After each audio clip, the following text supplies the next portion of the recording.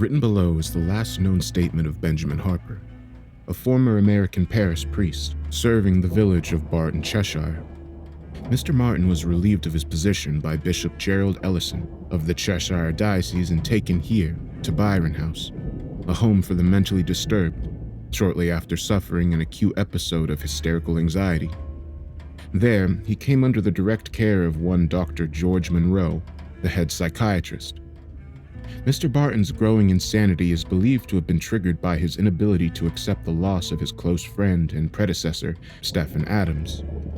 Following the death of his mentor, Mr. Harper suffered a rapid decline in both his sanity and his faith that ultimately led to his confinement. Mr. Harper's stay in Byron House, however brief, as he vanished from his cell not long after this statement was recorded. Through unknown means, he is thought to have overcome the security staff, brutally murdering one of the junior physicians, Dr. Howard Fleming, before making good his escape. The weeks prior to his flight marked some of the most dramatic alterations in his demeanor. The house staff would often report that Mr. Harper's mood would shift dramatically and without provocation, particularly during the nighttime hours. Some of the orderlies even refused to work with him, citing a disturbing smirk that would creep across his face, most often as a precursor to his fluctuating moods.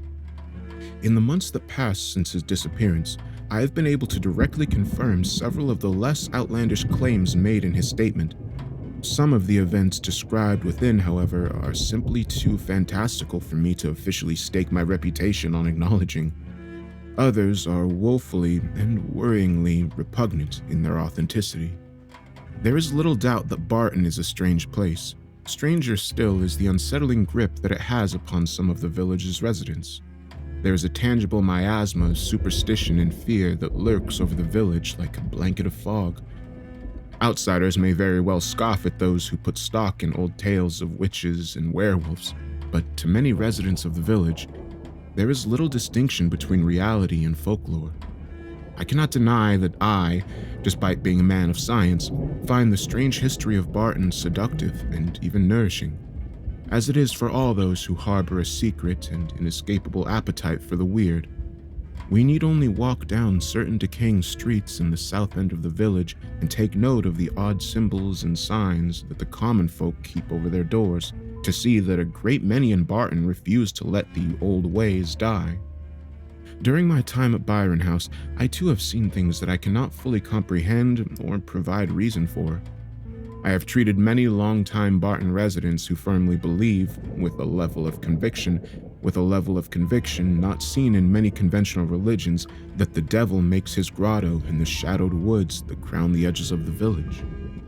I have decided to share Mr. Harper's account of his growing madness in his own words, in the hopes that many in the scientific community will be able to gain an insight into how and why such episodes of insanity come to fruition and how they can be successfully treated. It is also my hope that if any of the stranger occurrences written below ring true to you, the reader, then this statement will also serve as a dire warning and a lesson in meddling with the affairs of certain circles, who clearly do not take kindly to outside interferences. These, then, are the last known words of Benjamin Harper.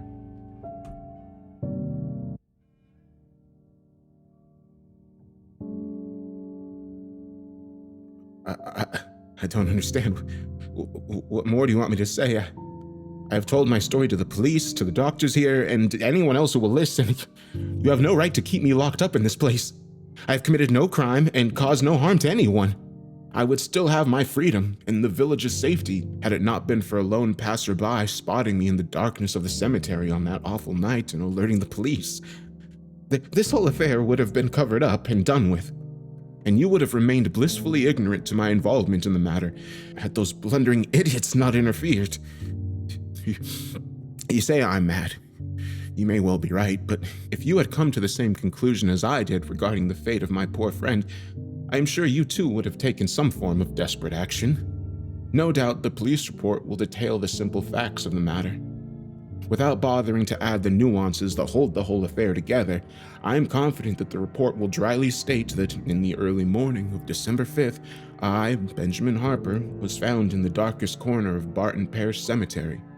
I was discovered, the police report will say, disturbing a suspected burial site, digging up the cold winter earth below an ancient and twisted wych elm tree, beneath which once lay the remains of a wicked and vile occupant.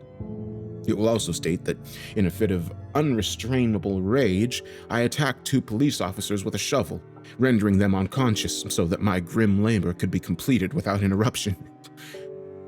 It is not my sanity that I fear for now, rather the possession of my feeble mind in the body it is currently master over. For I am now horribly aware that the mind, soul, and body are not as tightly intertwined as the so-called experts of medical and spiritual matters believe them to be, but are instead 3 separate spheres of mastery.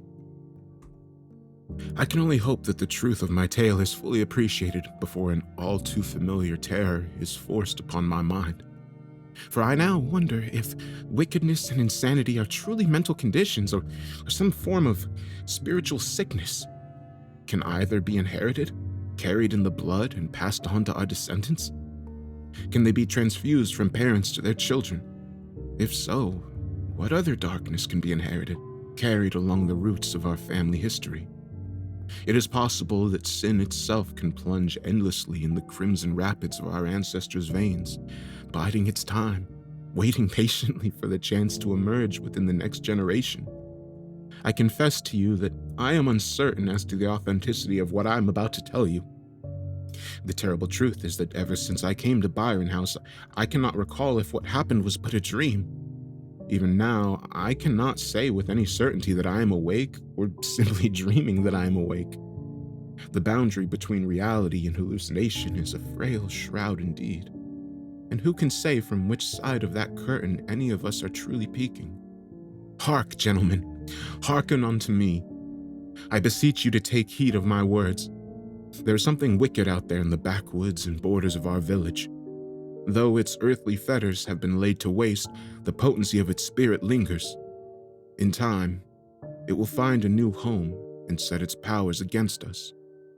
For the sake of my soul, as well as the soul of my dear friend, I will now try to recount for you in detail that blasphemous chain of events that led me to the grave of Francis Ellis Pendle, the occupant of that hidden burial chamber, and immerse his body in acid until nothing but bubbling black sludge remains. Stephen Adams had been a family friend for as long as I could remember.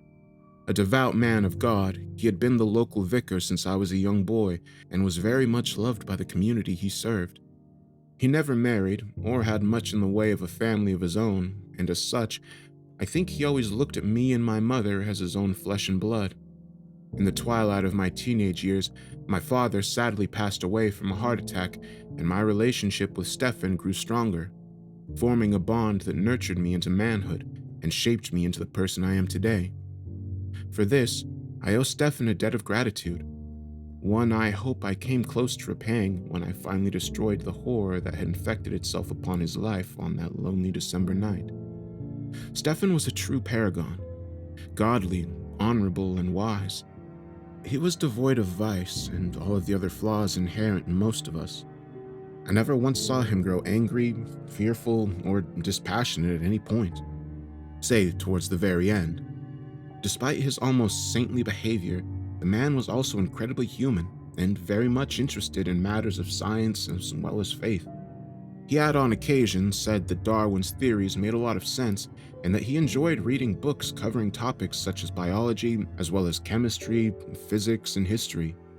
He was a remarkably well-rounded and well-adjusted man. Not once did his belief in God falter. He was just about able to see the sense of how the world worked and blended it into his love of his fellow man and the Almighty. When I came of age, I decided to follow in his footsteps and join the church myself. I can't say my mother was particularly pleased with my choice, but Stephen was very proud of me, and it was this approval that fueled my desire to serve my God and community just as he did. My mother had been warned with Stephen, despite how closely he associated with us both. I suspected that they had once harbored feelings for each other, and that these had turned sour around the time of my birth.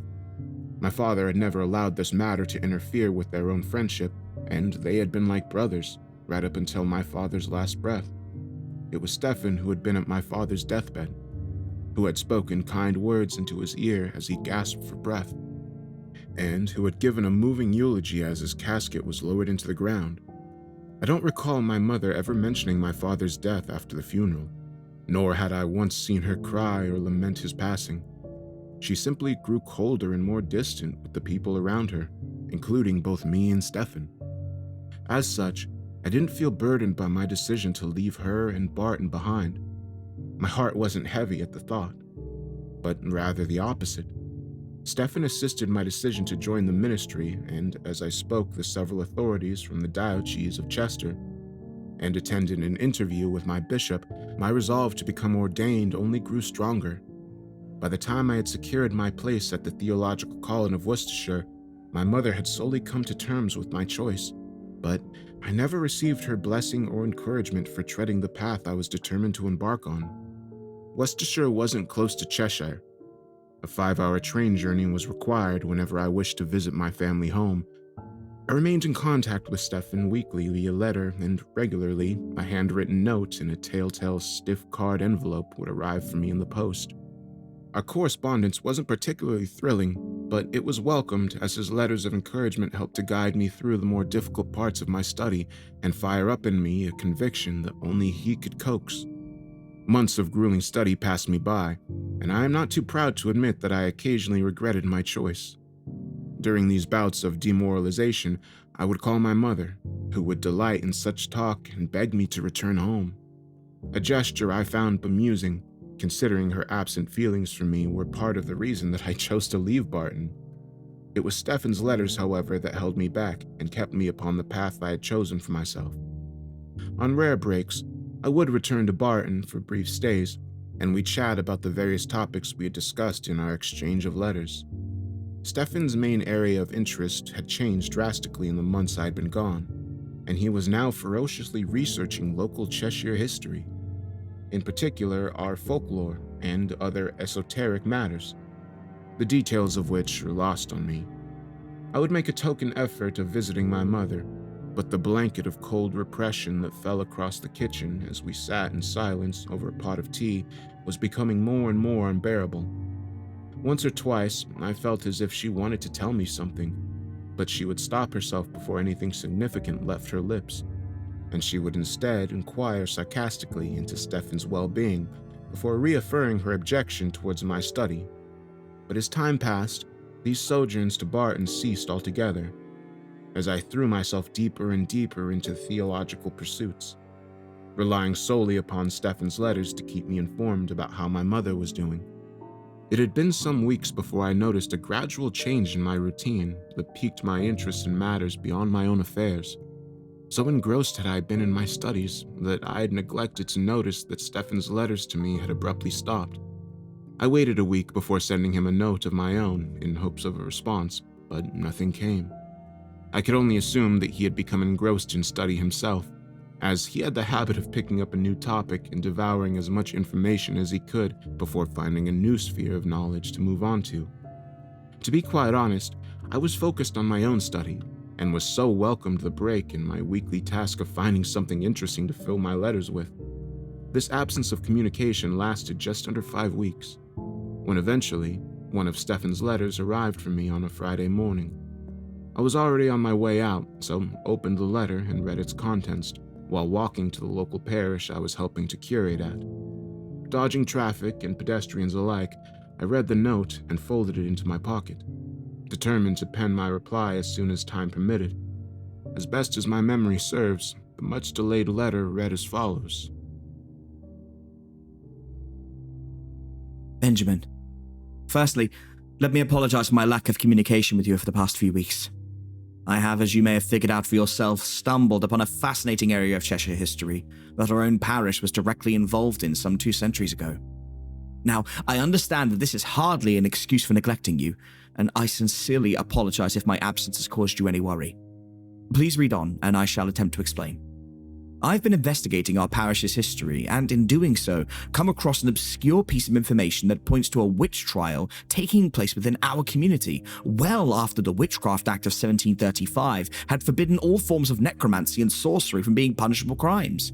How scandalous!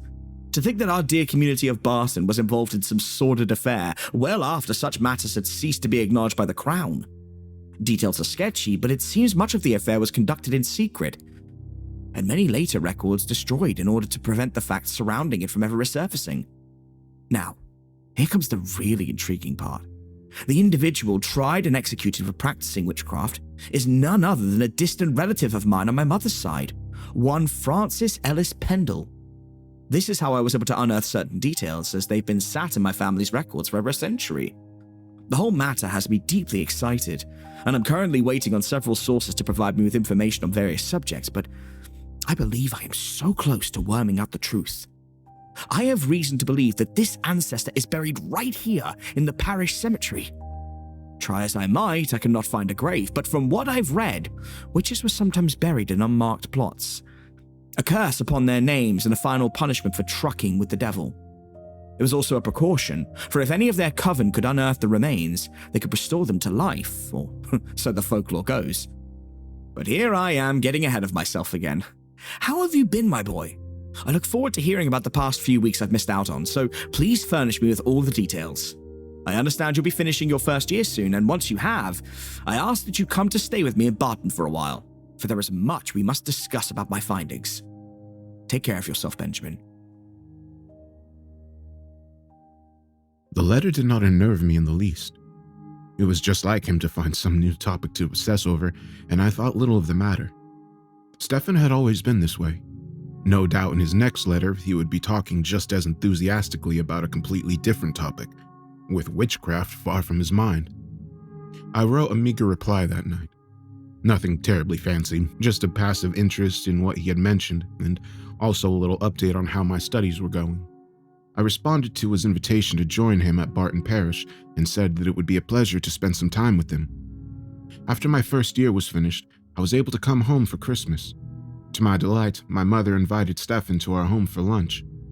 And Christmas itself is a busy time for the ordained, but I was grateful for the snatches of conversation we managed to have.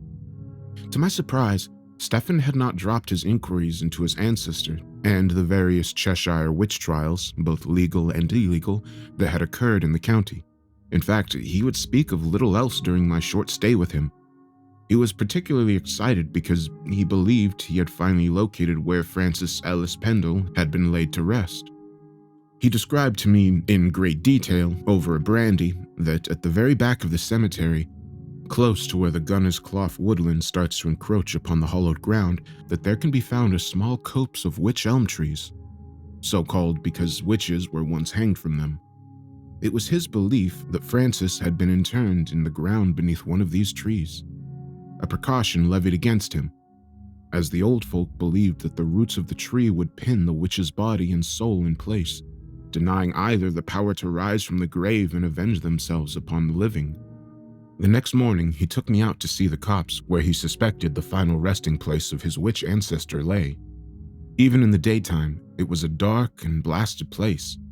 The trees looked more dead than alive, the twisting dry branches that groaned like the croaking of a floorboard as the wind lightly danced around them.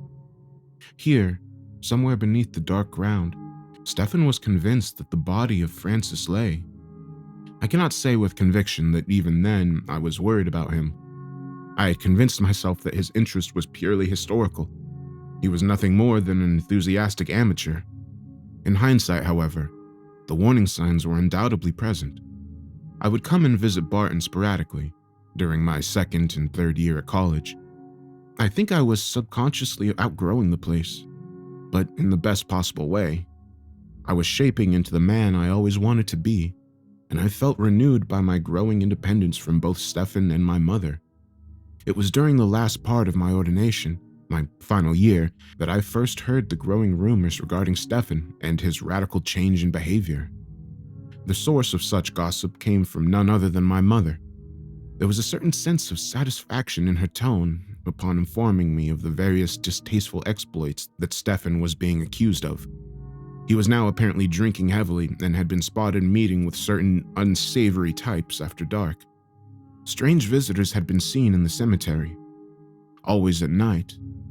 He was, she said, keeping company with odd strangers who spoke in foreign tongues and who wore bizarre clothing.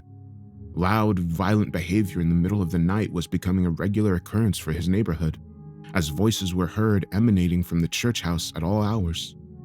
There was even talk that several pets had gone missing in the village. In particular, Mrs. Zebowitz's tabby cat, Chloe, and Old Man Slatter's greyhound, Basil. The latter was known to roam freely around the village and was almost always in constant trouble, tipping over trash cans and chasing Jack Dunkel's chickens. Some people assumed that the dog had either run off or been hit by a car, but a fair number attributed a more ominous reason behind the dog's sudden vanishing. The cat, however, was rarely seen outside of Zebowitz's home. Many assumed that the eldest son, Ian, was the culprit. The boy always had a cruel streak and was disliked by almost everyone in the village, including his own mother. But when the decayed, headless body of a cat and the severed head of a greyhound were found casually discarded in the gunner's cloth by some local children the day after Walpurgis, many began to suspect that Stefan's sinister new acquaintances were responsible. The most disturbing revelation, however, was that Stefan's face appeared to have taken on a rather unusual countenance, a kind of sardonic smirk that greatly unnerved those who saw it. By all rights, the expression was wholly alien to the man, and when seen, it appeared to twist his face to such an extent that he looked like a stranger. The bishop of the Chester diocese had issued him a formal warning about his behavior, the outcome of which I would soon learn of. At the time, I found all this impossible to believe. The evils being attributed to my friend were nothing more than the village gossip, I believe, and the usual Barton superstitions. Something for the old codgers to grumble over whilst deep in their cups, and I refused to accept the rumors or take the matter seriously. Soon enough, however, I too became embroiled in the abnormal changes in Stefan's life. Again, there was a period of time where I didn't receive regular correspondence from Stefan. In fact, these periods had grown more frequent. But I admit that I was beginning to grow worried. As the rumors regarding his behavior churned in my mind, and the large gulf between his letters was growing even wider as time passed, I hadn't received a letter back from him for a very long time, perhaps 4 months. But when I finally did, it was far more disturbing than anything I had ever read from him, and it filled me with an urgent need to see my friend and assist him however I could. It arrived for me unexpectedly, much like the previous one I had described. And despite looking like a letter from Stefan, it was so hastily scrawled that for a few seconds, I thought it was just written by a stranger.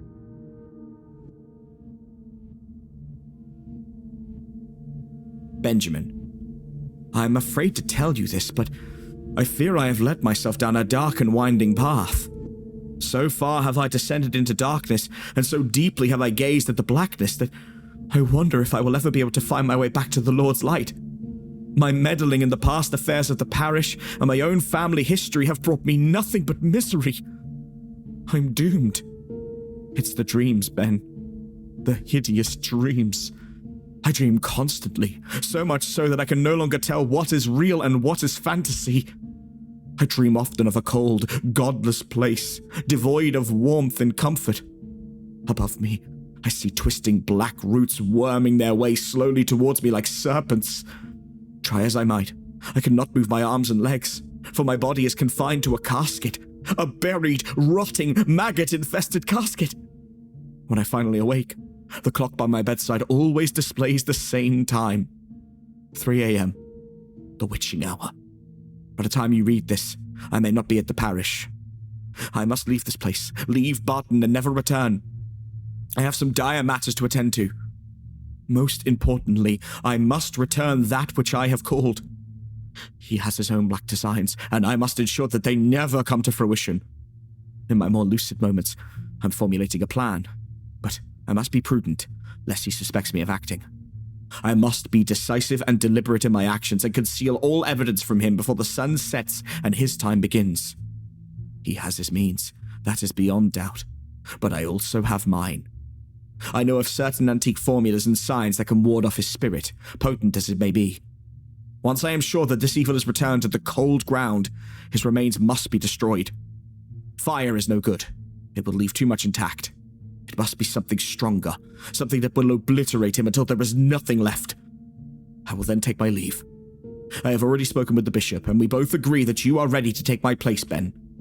May you be a better guide to the people of this parish than I. Ben, if I fail in my endeavors, I can offer you only this warning. Fear that which lurks beneath the witch tree. Do not invite it in, for it will make itself a home within you and through you work its black magic. It will invoke those who lurk at the threshold, those unnameable blasphemies from the great outside. And then, my friend, we are all ruined. God bless you. To say this letter disturbed me greatly would be a gross understatement. I had never known my friend to be so worried or panicked over anything in his life, and yet here he was, telling me that his very soul was in jeopardy. I spoke with my superiors at the college, but I did not show them the note Stefan had sent me.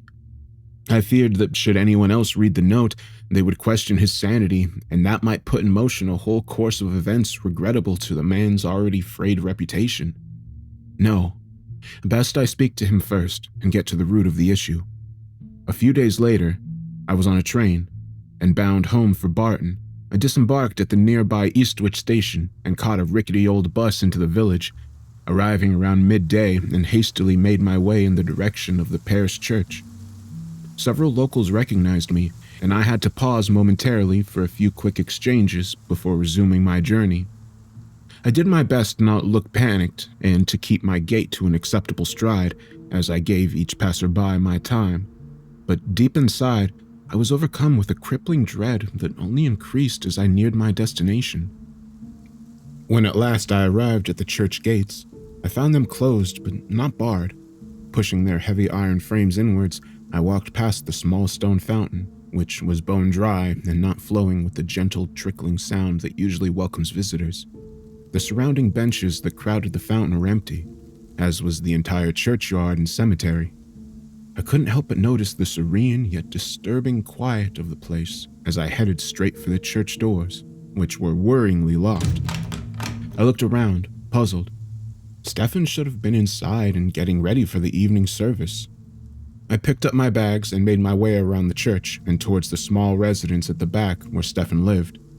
The front doors, like that of the church, was locked. The curtains were open, and I peeked inside but could see no sign of life. I then did a quick detour of the perimeter, knocking and calling on every door and window before returning to the front.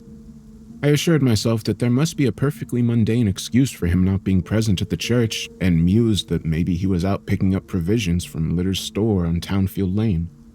The relief of such a normal explanation was abruptly shattered, however, by the gruff and familiar voice of a man barking out to me from the direction of the cemetery. "Vicar's gone, Ben. I don't suppose he's coming back any time soon." I cocked my head in the direction of the voice and called out, my words feebly battling against the gusts of winds that were coalescing piles of brown autumn leaves, causing them to dance around the dry gray fountain behind me. "Is that you, Ted?" I called, already knowing the answer to my question. To my reply, the tall and wiry frame of old Ted Quilt slowly emerged from behind a large headstone. He had a small shovel in one hand and was no doubt tending to the earth around the cemetery, just as he had for as long as I could recall. Despite the autumn chill, he wiped sweat from his brow and waved at me before picking up his tools. As he made his way towards me, his long white hair and beard billowing in the wind, I could not banish thoughts of the old pagan gods from my mind.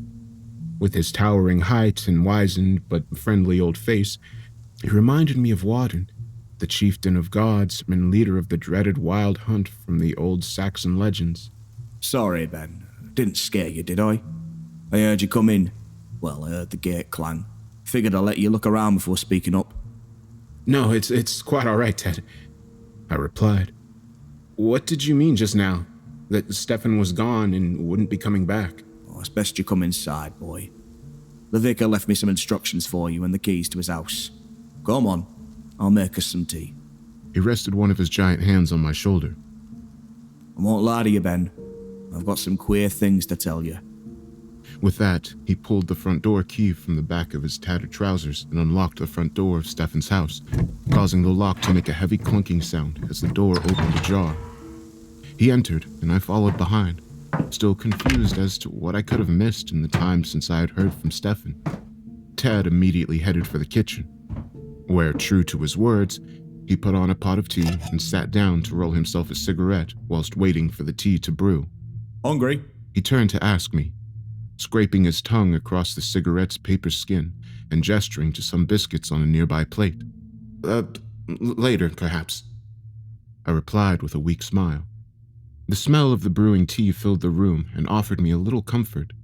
Stefan had always appreciated a strong tea. I placed my bags down and looked around the room. It was exactly how I'd remembered it, untouched and impeccably clean, as was Stefan's fancy.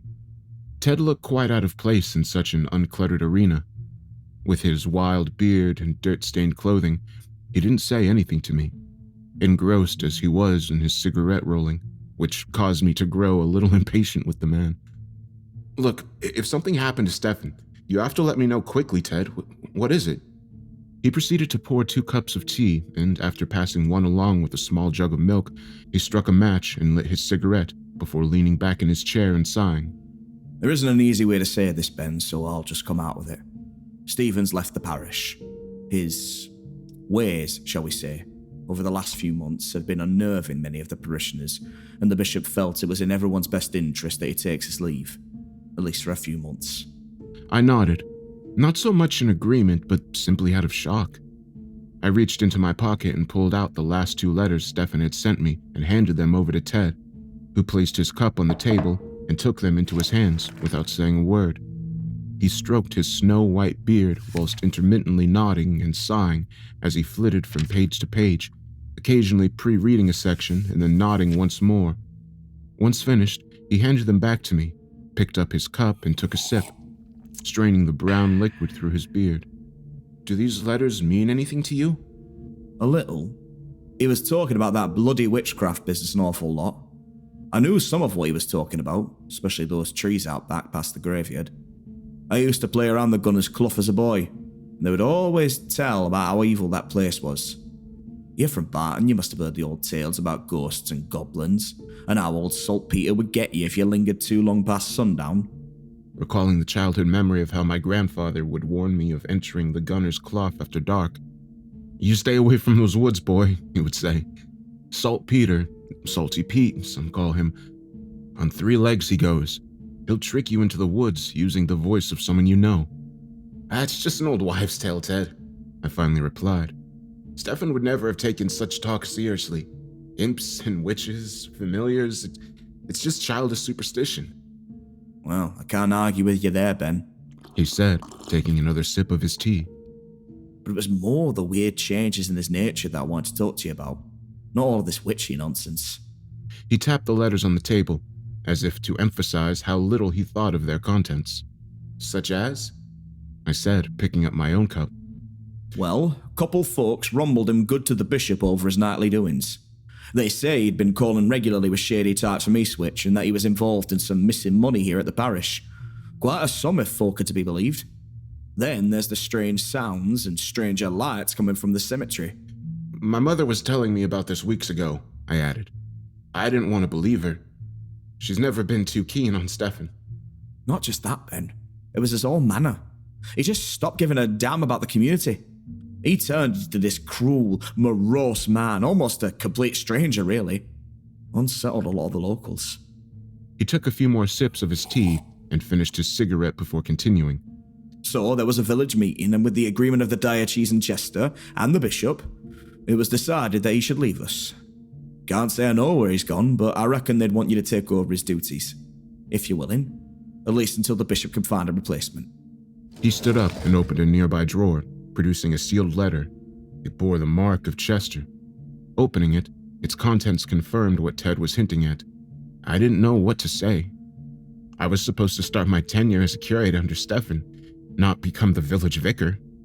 Why didn't Bishop Ellison speak to me directly about this? Ted simply shrugged before continuing. There's something else you should know, Ben. You brace yourself now, because what I have to say next is going to upset you. I stiffened my back in response and allowed him to continue. Some believe that Stephen may be dead. Let me finish. I said some believe he may be dead, but that doesn't make it so. Nonetheless, no one has heard hide nor hair of him since he left. Phil Crouch heard a rumour that a man who looked just like Stephen had been spotted down by the locks a few nights ago. You know, the ones on the river, down past the canal that runs through Blackcroft. He was ranting and raving, as Stephen, that is, almost as if he was having a quarrel with himself. Well, Phil says he came to see what the fuss was, and he swears hands down that he saw Stephen throw himself into the locks. He told the local bobbies about what he'd seen, but they couldn't find anything amiss. I thought you should know, lest you hear it from someone else in less favourable terms. I felt my world come crashing down around me. This was too much for me to absorb at once. Every man, be he a saint or a sinner, has his share of faults. But to hear of these developments, coupled with the last letter Stefan had sent, and the news that he may have killed himself, not to mention the expectation that I should take his place at the parish. I need time to think about this, Ted, I said, standing up slowly. He nodded and finished his drink before standing himself. I understand. Look, no one is expecting you to hold a service or anything. The whole village knows the situation. I just think they and the council are glad to have you here. You won't have to perform any public services, not until you're good and ready at least. No doubt a replacement will be found for him before too long. And try not to worry too much about what Phil Crouch says. You know him. Stupefied with drink half the time. I'm sure Stephen's fine. He's probably just taking the time he needs. He pointed to the keys on the table. These are yours until it's all sorted out. Look, I'd best get back to work out there. If you need me, just say so, but I hope you'll stay. Patting me on the shoulder, Ted left, leaving me sat alone in the kitchen. My mind was ablaze with confusion and doubt. Just what chaos had I returned to? It took no small amount of time for me to settle into the house. I avoided going into town at all costs and only received a minimal amount of visitors, many of which were only at my door seeking gossip. I quickly dismissed the worst of them and focused instead on the genuine well-wishers and sympathizers, of which there were depressingly few. Apart from Ted, the only person I spoke to regularly was my mother, who was less than supportive with the whole matter, and only offered a few snipes about the man I had come to think of as my father. I spent the rest of my time in the church, taking care of daily chores and wandering around the cemetery, where I could occasionally bump into Ted and have a short, pleasant, although sterile conversation about the weather before moving on. The days were growing colder, and I would frequently bring him hot tea and food as he worked relentlessly on maintaining the church grounds, especially those close to where the feral brambles of the gunner's cloth constantly encroached. He wasn't bad company by any means, but as the days turned into weeks, we found less and less to talk about. I also kept in constant contact with Bishop Ellison, who offered me all the support he could in running the parish. He was confident that a replacement for Stefan would be found quickly, but was very sensitive about discussing it in detail, knowing just how close he had been to me. It was during one of these many daily excursions around the churchyard that I decided to revisit the wych elm tree that Stefan had once shown me. I had explored most of the large open cemetery which borders the gunner's cloth. I cannot state with any clear conviction what had possessed me to walk around that lonesome and lonely stretch of graveyard, crammed as it was with the crumbling tombstones, the names of their occupants long since worn away by the passage of time. In the shade of those large forsaken trees, there rested some of the oldest and most decrepit headstones in the whole cemetery. Many of them leaned at steep angles, and some had toppled over entirely, their surfaces now home to moss and lichen. I passed each in turn, trying in vain to make out the names and dates that had been washed away by the relentless rain of northwestern England, until I came across the wych elm tree once more. Nestled at the very back of the copse, deep in the shadows of a particularly diseased-looking tree, I could see a patch of ground that appeared to have been freshly excavated. I made my way closer and stood in front of it, noticing that a small carved stone had been half submerged in the recently disturbed soil. It was green and furry with moss. I bent down and ran my hand around it, and found the clumps of moss growing upon its surface easy enough to pull off. Beneath the vegetation, I could spy that there was an inscription and date chiseled into the sandstone underneath, where the moss had preserved it. Here lies Francis Ellis Pendle, beloved by the devil, unforgotten by his disciples, 1751 AD. The carving was undoubtedly old, and despite the protection afforded to it by the moss, it was still eroded and worn away in parts. As I pulled the stone out from the earth, I noticed a newer, fresher-looking carving on the back. It was an odd shape, some kind of hieroglyph. It's difficult to truly say just what it was. It appeared somewhat familiar to a pagan pentagram, but the lines were broken, resulting in a series of independent points, in the middle of which sat what looked like a lozenge-shaped eye. In place of a pupil, there was instead a small flame-like shape. The symbol must have been heathen in origin, for I had never encountered its like in my years of religious studies. The whole stone was perhaps only 10 inches in height, hardly what one would call a tombstone, but appearing to hold the same purpose. Instinctively, I dropped the stone close to where I had found it and rubbed the dirt off my hands. I felt as if I had just come in contact with something unmistakably evil, as if my very soul had been touched by the hoary and eldritch nature of whatever darkness it had been used to commemorate. It was then that the words from the Stefan's last note crept into my mind. The hour was growing late. The dimming sun caused the darkness of Gunner's cloth to wash over me, enveloping me with its black folds. I had no desire to stay in that place, and hastily made my way back to the house, determined to reach it before the sun disappeared behind those vile trees. Once again, I breathed a sigh of relief, and then set about preparing myself a supper of some toast and fresh tea.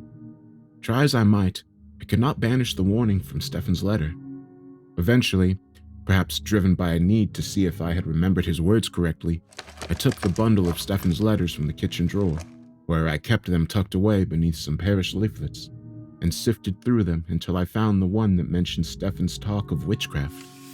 I unfolded it and reread it until I came to the passage with the warning. I had indeed remembered it verbatim. Unnerved, I folded up the letters and hastily placed them back in the drawer. A moment later, Ted came into the kitchen, grumbling about the cold and wiping his mud-stained boots on the doormat. He nodded and helped himself to the tea I had brewed, before sitting himself down and pulling out his tobacco to roll himself a cigarette. I waited a few minutes for him to progress halfway through his task before broaching the subject of Stefan and his strange decline. "So, Ted, did Stefan ever mention a grave to you? One out in the yard, close to the woods?" He put his tobacco down and nodded. Aye, I saw him looking over it a bunch of times. He told me it was the grave of a witch, hung for his crimes hundreds of years ago. One of the last in England, he reckoned. "And that was what he was studying before this change of character came over him?" He nodded again and lit his cigarette with a match before extinguishing it with the shake of his hand. "Studied is one way of putting it. Obsession would be another. You know, he converted the cellar of this house into some kind of study. A library, I guess you could call it, filled with all sorts of queer-looking books. Latin, I reckon, not unusual for a vicar, I suppose. But some of them is written in German, and others in languages I can't begin to understand. Not only that, but he moved all kinds of bloody chemicals and equipment in there too. Can't really say I recognised most of it. Place stinks to high heaven." "Is it still there? In the cellar?" "No, I reckon he took almost everything with him when the bishop told him to leave. Might be some bits and pieces down there, but you'd be lucky to find much." We both then sat in silence, Ted turning his attention to a local newspaper folded on the table, and myself to my thoughts. The next day, acting largely upon a hunch, I contacted the Eastwich College and asked to speak to their head, who turned out to be a rather jovial man called Lee Humphrey, who was all too happy to answer any and all of my questions. Over the phone, he confirmed a suspicion of mine that he and Stefan had some mild correspondence concerning lab equipment and various chemicals, compounds, and acids. He reeled off several overly long and complex names, oblivious to the fact that I was totally ignorant to what he was speaking. I thanked him and hung up the phone, a few more pieces of the puzzle slotting into place in my mind. The distance between them, however, was too great to form a larger, cohesive picture. Witchcraft and science, chemistry, and an obsession with 200-year-old hidden grave? How did they connect? Determined to uncover more, I decided to visit the library Stefan had set up and then dismantled during that time we were separated. The entrance to the cellar was in the kitchen, behind a narrow door that I first presumed had been a broom closet. It concealed a flight of cold stone steps that led to a distinctly dank and musty underground room. A few cramped shelves on the walls either side of the steps housed a collection of mundane objects, candles, dried-out paint cans, and the like, but also, luckily, a working flashlight. I took the latter and switched it on as I descended the steps. The cellar wasn't very far down, but the low ceiling above the steps was frighteningly claustrophobic, and I was forced to cock my head to the side to avoid banging it on the wooden beams. I reached the bottom and found an open doorway to my right, which led into a very simple square room that, like the stairs, possessed an oppressively low ceiling and a strong, musty scent. I entered the cellar, relying upon the feeble cone of sickly yellow light emanating from the flashlight to make out any firm details from the malaise of murky darkness beyond. A large rotting wooden table served as a centerpiece of the room, and there were rows of badly handmade shelves lining the back wall, sagging and leaning at odd angles. The shelves were mostly barren, but there was evidence in the dust that a large collection of books had once stood there, and a bare still skeleton of chemistry equipment and a few empty bottles sat on the desk. As I moved the light around, it reflected off several large bottles on another shelf to my right. Large, thick, almost barrel-like. Most were full of clear yellow liquids. Others were nut brown oil in color. A few were marked with hastily scrawled labels that read Royal Water. Beyond the collection of chemicals, there was a door that appeared to lead out of the cellar. This confused me, for I could not recall any outside entrance that led to the cellar beneath the house. The door itself looked ancient, with its rusted bolt and handle barely holding on to the crumpling wood to which they were both cruelly nailed into. As I moved closer to it, the light from the flashlight caught something carved into the frame above the door. It was that curious star hieroglyph I had seen on the stone of the grave of Francis Ellis Pendle. I ran my finger along the carving, almost as if to ascertain that it was real. As my finger traced the freakish shape, I felt a chill creep over me, the same chill that had caused me to flee from the shadows of the witch elms. This time, I refused to let the fear grip me, taking the door by its rusted handle and pushing it inward. The door did not lead to the outside of the house, but instead revealed another set of stone stairs leading further down into the earth. The odor that assaulted my senses as I took a solitary step towards those stairs was foul. It was a putrid stench, unlike anything I'd ever smelt before. If I was to describe it as an ungodly mixture of some acidic compound and rotting excrement, I would be on the verge of doing justice to that magnificent, invasive scent. I instinctively took a step back and raised my hand to cover my nose, as if it would somehow relieve me of the burden of breathing in that foul and fetid air. For a brief moment, I considered turning around and leaving the cellar, but out of burning curiosity, I slowly started to descend those awful stairs. What lay at the bottom is something that will haunt me until my final days. For laying beyond was a second chamber, not unlike the first, but whereas the above cellar had been converted into some kind of perverse amalgamation of an esoteric library and alchemist's laboratory, this hidden chamber was nothing less than the devil's workshop. Strange images were carved and painted onto the walls, many of which resembling the hieroglyphs I had seen on the meager gravestone of Francis Ellis Pendle. There was little to tie the various pictographs together. Some depicted spheres or eyeballs, others were long snake-like tendrils that curled upon themselves to create a rudimentary alien text. As I edged further into the room, I could make out various objects nailed to the ceiling. Some were rusted tools, like the kind you would find in a slaughterhouse.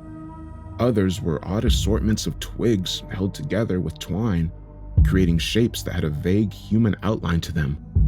The crowning horror, however, was the table. This long stone edifice was less a desk and more like a butcher's slab, stained a hideous reddish brown all over. There were grooves carved into the table's surface, all of which culminated towards a round hole, underneath which a rusted iron bucket had been attached. It was from this bucket that the stench appeared to originate, and bending down to inspect its contents, I could see the glistening, rotting hind limb of a dog. Maggots wriggled across its surface, burrowing in and out of the putrid flesh. I felt bile rise in my throat, but I managed to keep it down and continue my investigation. Like the room above, there were shelves fitted to the walls, but these were not bare, instead being filled to the brim with various manuscripts, papers, maps, and glass jars. The whole scene had an unmistakable sense of the bygone laid over it, as if it had sat here undisturbed for centuries. Among the papers and jars, I found a small linen bag tied to a piece of string. A brown stain on the bag's underside made me think twice about opening it, but I eventually found the courage to do so. Inside were numerous small white objects that looked like tiny stones, but upon tipping the bag's contents out and inspecting them with the flashlight, I found to my horror that they were children's teeth. By the time the smell was becoming unbearable, and I had no wish to linger further,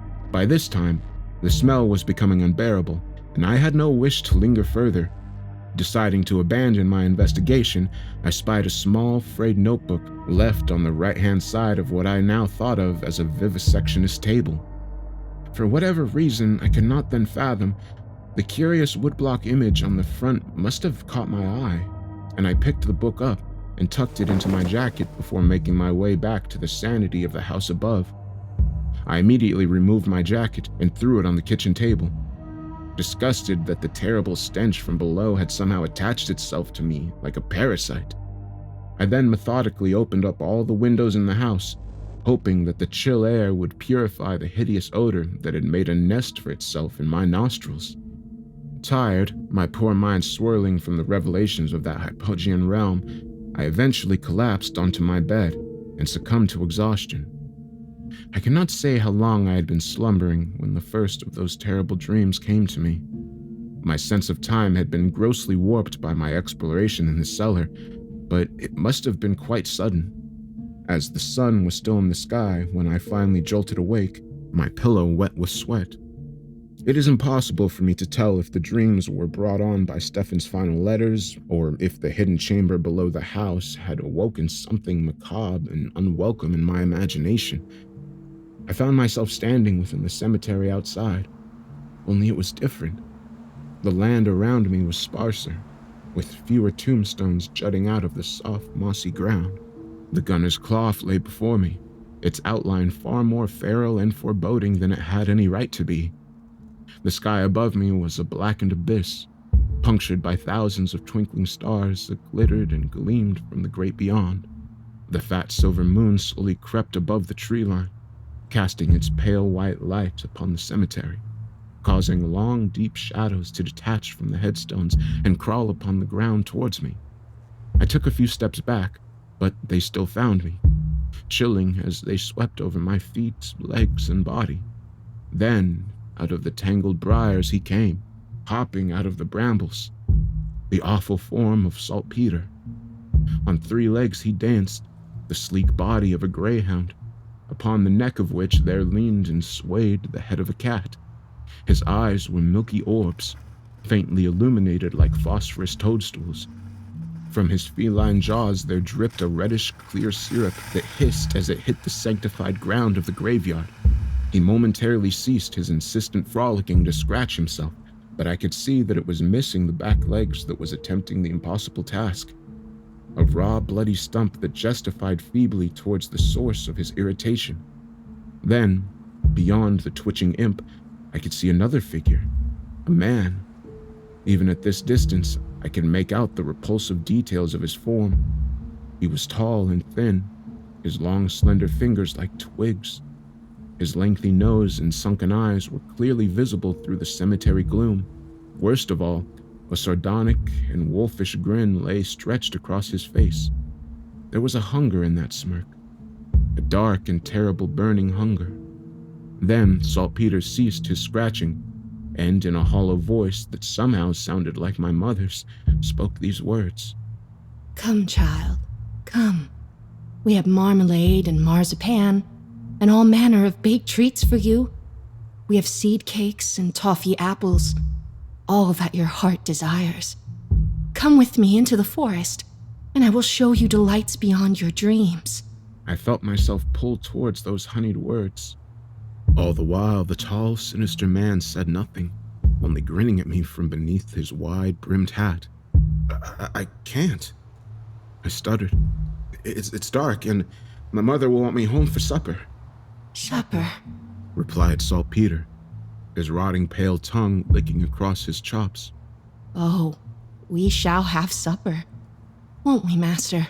The imp then looked up towards the terrible man, who stayed silent while nodding his head in agreement. I tried once more to turn away, but my feet were spellbound, marching me towards what I knew would be my demise. "Mother!" I cried out. "Mother, please! I'm scared!" The terrible man laughed as Saltpeter rubbed himself upon his master's blood-stained breeches, a wheezing purr emanating from his twisted form. "Mother!" I cried out once more, the words mercifully pulling me back from the precipice of my dreamless madness. "Mother!" I whimpered, awake now, and once more in my bed. To say that the dream, the nightmare, had unnerved me would be a lie. In fact, it would be all I could think of for the next few days. I did not dare to sleep again on that first day, and instead plied myself with the strong Turkish coffee that Stefan had kept hidden away for special guests. When I finally did succumb to sleep the next day, my dreams were less vivid and mercifully brief. I felt the presence of Saltpeter and the terrible man on several occasions, but managed to awaken myself before they could make themselves known. I also dreamt often of the gunner's cloth and the outer copse of wych elm trees that lay beyond. The manuscript I had taken from the hidden cellar chamber lay forgotten on the kitchen table during this haunted time, until by chance, a week or so later, I happened to find it beneath a small pile of local newspapers that Ted had been collecting. I was once again taken aback by the grotesque, demonical woodblock printing on the front of the manuscript. Sitting down and inspecting further, I could see roughly a dozen or so figures depicted in the image. Most were what I would describe as crones and hags, many of them riding upon the backs of black goats and other less discernible creatures. Various furtive, demonic characters were also shown, some of them dancing and copulating with the crones in disgusting details.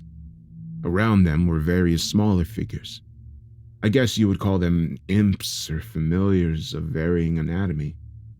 Many of the figures were oddly named, the text appearing next to them to be what I took for some form of early English, queer titles such as Pyewacket, Grizzle Greedygut, and Peak in the Crown. But one of the odious creatures had a name next to its image that caused my heart to jump in my chest for a moment. The image was that of a three-legged hound bearing the head of a cat. Next to the beast lay the words Saltpeter. I paused for a moment, images of that terrible nightmare playing out in my mind like a perverse pantomime. I glanced back at the yellowed manuscript. There was no title on the front, so I slowly peeled back the first page, and there, printed in bold black, lay the words, the Sussex manuscript, Cultus Maleficarum. No author or date appeared anywhere on the front or back of the manuscript, but as I flicked through, it opened on a section roughly half of the way through. This particular chapter must have been referenced many times, for the manuscript almost appeared to want to open to this point. I glanced down and saw the title, Calling Upon Thy Black Imp. It almost looked like something out of a cookbook, a repulsive recipe that was half profane culinary instruction and half magical incantation. Odious images accompanied the next page, showing a gnarled crone gleefully chopping up the bodies of rabbits, cats, dogs, and calves with an oversized meat cleaver. I decided to put the manuscript in the kitchen drawer next to Stefan's letters and did my best to banish its foul images from my mind. Days and then weeks passed by, and eventually I managed to put most of the past behind me regarding the horrid manuscript, as well as Stefan and his strange turn of personality. The dreams lingered for a while, but eventually they released me from their grip, and my sleep grew more restful. I resumed my duty as a stand-in vicar with a renewed gusto and opened the church. At first, the locals were slow to return, but as word spread, my Sundays were soon busy, and I found myself welcoming faces new and old to my service. I allowed myself to forget about all of the talk of black magic and imps and witches that had plagued my return to the village, and instead focused on serving my community, with the help of a few curates appointed by the bishop to assist me. I even found the courage to descend once more into the cellar and bricked up the entrance that led to the hidden room beyond. Thoughts of Stefan still occasionally crept into my mind, of course, typically in the form of short dreams I still experience from time to time. But these were less disruptive than my prior nightmares, being less sinister in nature. I resigned myself to the awful truth that I may never see or hear from Stefan again, and so spent more time with my mother and rekindled a few friendships in the village that had grown cold whilst I was away studying. I grew keenly aware that I was being groomed by the diocese to replace Stefan as the parish priest, and struggled with my conflicting feelings on the matter. I managed, however, to develop a firm mental robustness that permitted me to carry on with my new daily routine, growing my flock and welcoming the Lord's light and forgiveness into the hearts and minds of my community. Sadly, this period of respite would abruptly end with an event that was singular in its horror and absurdity. It's an event that, at a certain time in my life, I would have welcomed wholeheartedly, but it was now one that filled me with an inescapable cold dread. For the first time since returning to Barton, I finally received word from Stefan, a note that plunged my mind back into madness. The letter was from Stefan, but it wasn't obvious to me immediately, as it lacked not only the hallmarks of his handwriting, but also that of any normal, sane human being. The writing was a mere scribble, childish and scratchy. The cramped script appeared as if it had been fighting with itself as it spilled onto the page in a vain effort to form some kind of discernible legibility. The paper itself was also odd. It appeared to have been torn from a book, as the printed stamp, property of Barton Library, appeared on the opposite side. The paper was also slightly damp, with water stains and strange grit-like sediment dotted around the written words. The content of the note, as best as I care to remember, was as follows. Ben, don't have long before these hands are not mine. Managed to make it back to my body. I could feel him pulling me back to his. Don't think I can escape again. I will try. Do one last thing for me. I beg you. Beneath the tree. I am beneath the tree and in pain.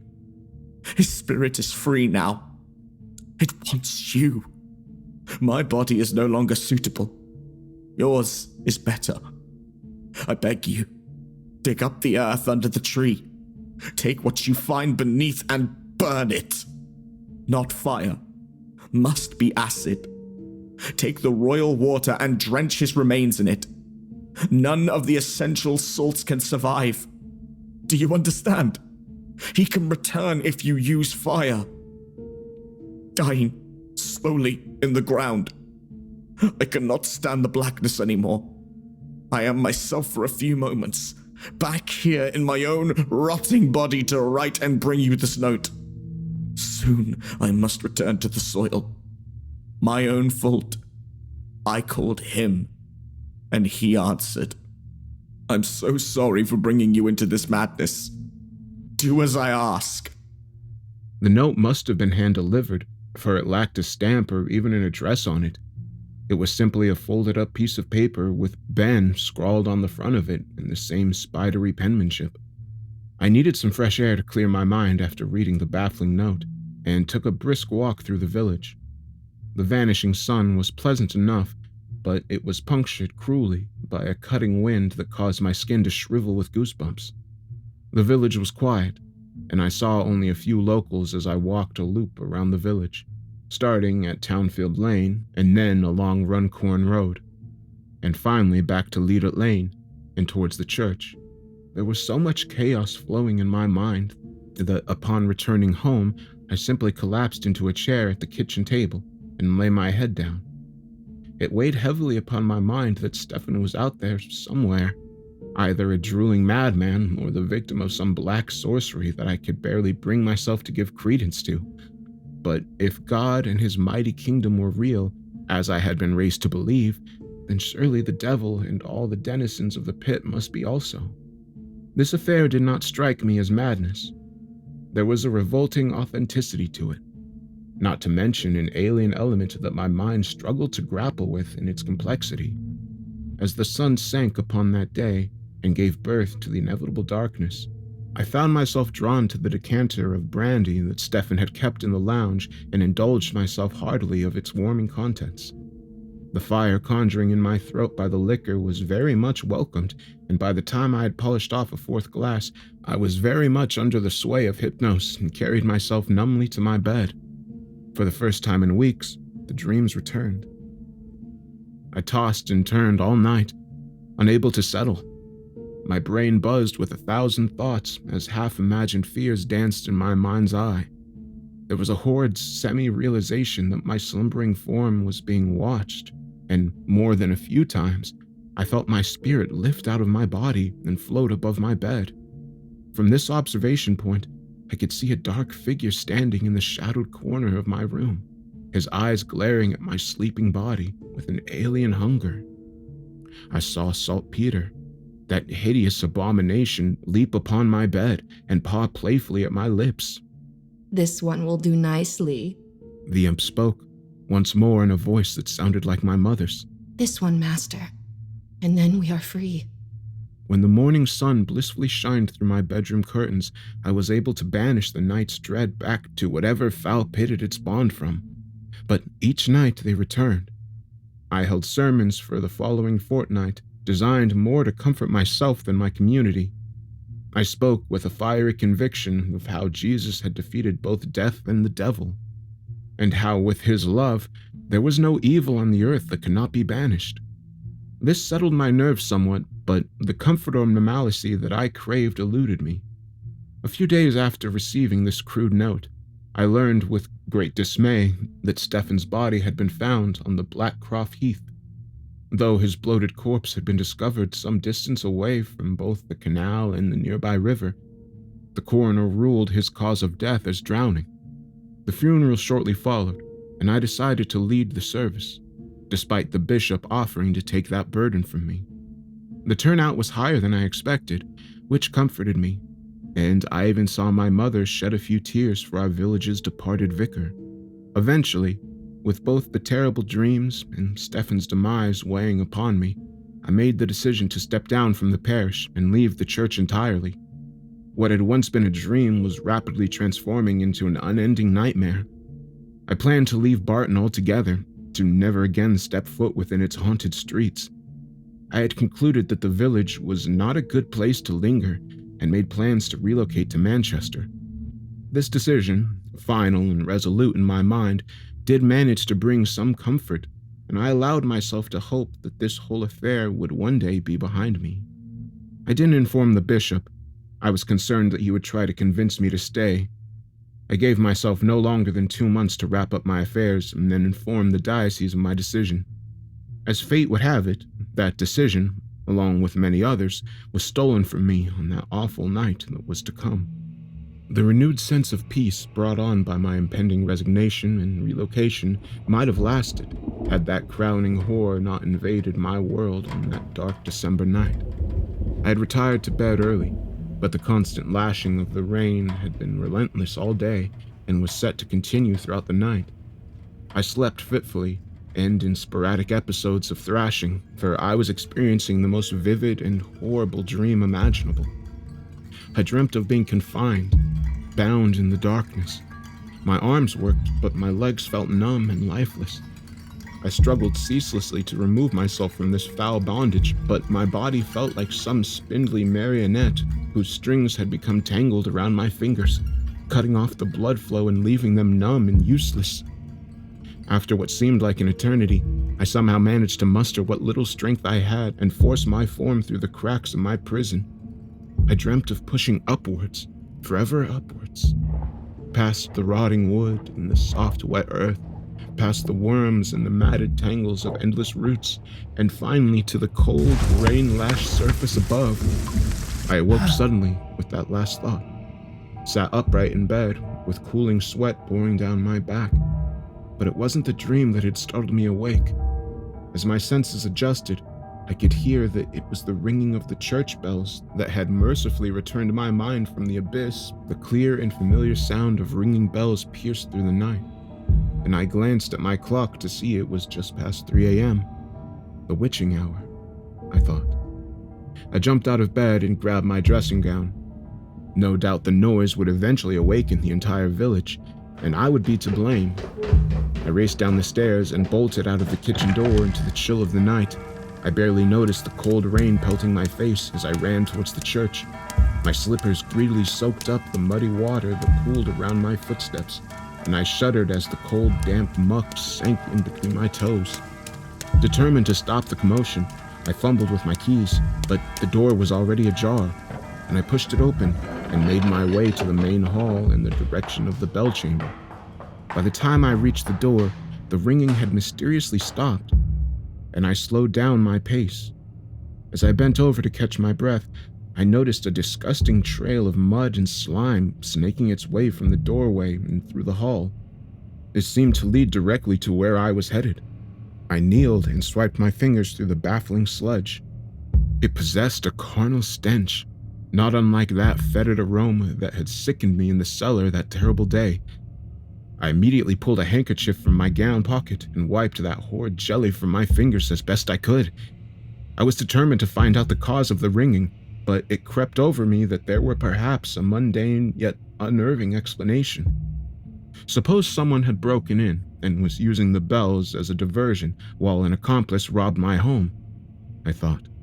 Still, as much as I would have liked to accept this solution as fact, I felt compelled to investigate the muddy trail. There was little of value in the house that a thief could steal, and even if that was true, I had no desire to confront a burglar in the dead of night. I therefore slowly entered the tenebrous chamber that housed the bell ropes beyond the main hall. There was a feeble sliver of light that gleamed through the window from the street lamps outside, and I could just make out the basic parameters of the chamber. I was certain that no one else was in the room, and I carefully walked deeper in the darkness to inspect the 6 ropes. All were unmoving except one, which swayed gently in the dark. Just like the floor outside, there was a smear of foul-smelling mud over the ground, as well as on the moving rope. I placed my hand upon it and stopped it swaying. Then, just as I was considering leaving, I suddenly became aware of a shape on the ground in the far left corner. My eyes were still adjusting to the dark of the room, but at first I fancied it looked like a mud-stained bundle of rags and twisted sticks. But as I inspected further, a creeping horror washed over me, along with a terrible recognition of what I was seeing. And what did I see? That is at once an easy and a difficult question to answer, and perhaps at the crux of this whole affair. For lying on the ground in front of me, face, or should I say skull, pressed to the stone floor, was an ancient collection of decaying bones and mummified flesh. Chunks of stinking, sodden earth and flayed, tattered skin were wrapped around the grisly mound of necrosis. It was a brown, spindly thing, more bone than meat, with a whitish, cracked dome for a head. Wrapped around its spine, close to what once passed for a neck, was the rotted, damp rope of the hangman's noose. It was then I heard a muffled and strange sound emanating from the skeletal horror that lay at my feet. It was at once a whisper and a growl, human and bestial, disembodied and echoing all around me, yet at the same time focused upon that mass of rags and fused bone. The noise changed into a cry that shook the very foundation of my soul, for the voice was that of Stephen Adams. The corpse thing before me issued forth a single sentence before growing still and silent once more. Ben, for the love of God, please. Those who have bothered to speak to me at any length know the rest of my story. Half mad and howling with a volatile mixture of fear and fury, I retrieved the yellow chemicals from the basement and together with the rotting bundle, threw their contents into the self-exhumed grave of Francis Ellis Pendle. At some point, 2 police officers accosted me, but I managed to overcome them and continue my grisly task, dissolving the whole mess into acrid sludge. I watched it bubble and froth into the black soil as the earth reluctantly absorbed the disgusting mass. Despite the obvious horror, I felt a great relief wash over me. The chaos of the past few months of my life came sharply into view, like a knot unraveling before me. Madness gave way to clarity. Though this is the end of my account, it's not the end of the matter. For there was no doubt in my mind that beneath that lonesome witch elm, beneath the cold earth of that hidden grave, the soul of my dear friend, Stephen Adams, had lain incarcerated for months in silent torment. He had called up the wicked soul of his ancestor for whatever purpose I can now only guess at. He had not been strong enough to put down that which he had called forth and paid for it with his life and soul. A terrifying spiritual transfusion had taken place. Pendle had taken Stephen's body, and Stephen had been forced into Pendle's. At some point, Stephen had managed to take control of his own body long enough to hurl it into the churning waters of the river, hoping to end that evil which had made a home for itself within him. Stephen had been reduced to a mere consciousness, as Pendle's spirit roamed freely, as the witch set about renewing his coven and conjuring up his black imps. Stephen's sentient mind, fully aware with its senses intact, understood with abominable clarity that it now inhabited the 200-year-old corpse of Francis Ellis Pendle. He who had been hung for his crimes against God and King, he who had sought to bargain with the devils of the sky and the earth, he who had slept relentlessly beneath the dark soil of the gunner's cloth, his presence felt by all who dare enter. He who had dreamt of nothing but the torment and wickedness he would unleash upon the descendants of those who had delivered him to his grave, dreams of vengeance and dark oaths, those terrible dreams of blasphemy and madness, the dreams beneath the witch tree.